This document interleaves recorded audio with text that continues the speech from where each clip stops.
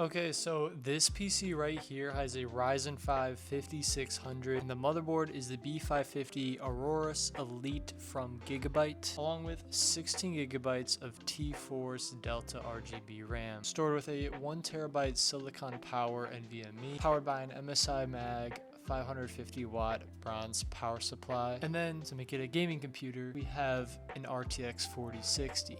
Now a few reasons why I bought these parts. The Ryzen 5 5600 is an insanely good value CPU, especially if you can find it on AliExpress or eBay. And you can find it on AliExpress right now for that $80 to $90 as well. And if you were to go buy it brand new, there's actually a sale right now for $120. And that also comes with the stock cooler. This is the Thermalright Aqua Elite V3 AIO. It is a $45 240mm AIO cooler. You think for that price point that it wouldn't work or it wouldn't be worth it, but it really is. This RGB controller gets it all done, provides great temperatures, and I've had no problems so far. And it looks like a lot of people online also have great reviews, so I would try it out.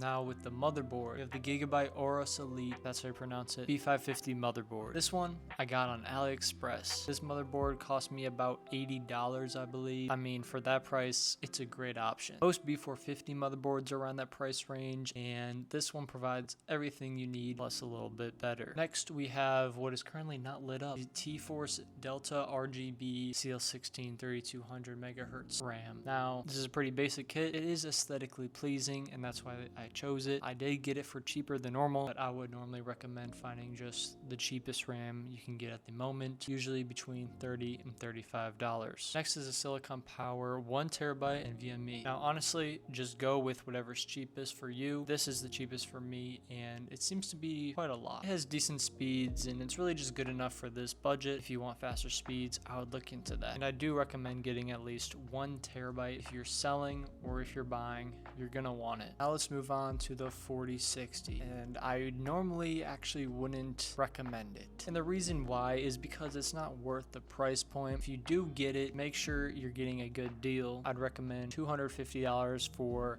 basically new, but there's not going to be many used cards on the market, so I would look for a 3070 for around $250 to $280 price point. I actually bought a 3070 for my personal build for $250 after fees, which is pretty good. Something real quick I won't forget to mention is the cable extensions. You can get these on AliExpress, I think for like $8 or something. Even on old accounts, it's sometimes $11. It's definitely cheaper on AliExpress compared to Amazon. Last but not least is this case. It's a View 4361. It has 3 included ARGB fans with an ARGB fan controller. They look fantastic. It has 2 included side panels for that fish tank look, and overall the quality is great, and I've had no problems with it. I would recommend it, and I'm pretty sure it's pretty affordable. And I'm sure you want to know, yes, RGB changes. Now, how did this PC run in games?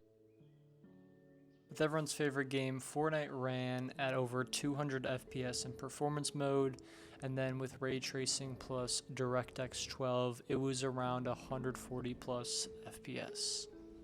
Overwatch 2 in all high settings ran at over 220 FPS, no problem, and that's honestly what I expect from this. And Cyberpunk, the most demanding game that I have, and I think it ran accordingly. With 1080p ultra preset, it ran an average of 88 FPS. So I turned that down, and with medium preset, it ran 133 FPS on average. And then with a little bit of ray tracing, 85 FPS average. So overall, do not buy this card for ray tracing. There are many better options out there, especially if you can get yourself a used, better 30 series card like a 3070 or a 3080. Those you can snag around the same price point used, and honestly, I would recommend used because you get way more value for your money, and graphics cards will still last you a little while. But if you're only looking to build brand new, look into AMD and Intel GPUs. Pretty much all of them are going to be better than the 4060, especially at an MSRP of